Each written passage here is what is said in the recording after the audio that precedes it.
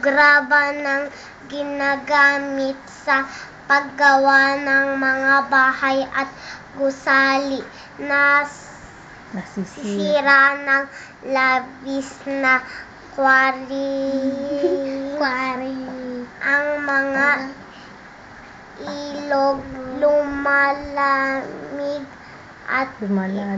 lumalalim ang ibang bahagi ng ilog kaya nagiging mapanganib sa mga naliligo. Nababago rin ang bilis at direksyon ng tubig kapag malakas ang ulan.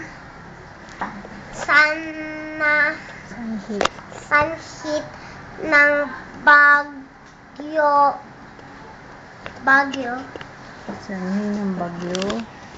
Maaaring umapaw ang ilog at dumaloy sa ibang lugar. Mapanganib ito sa mga tao.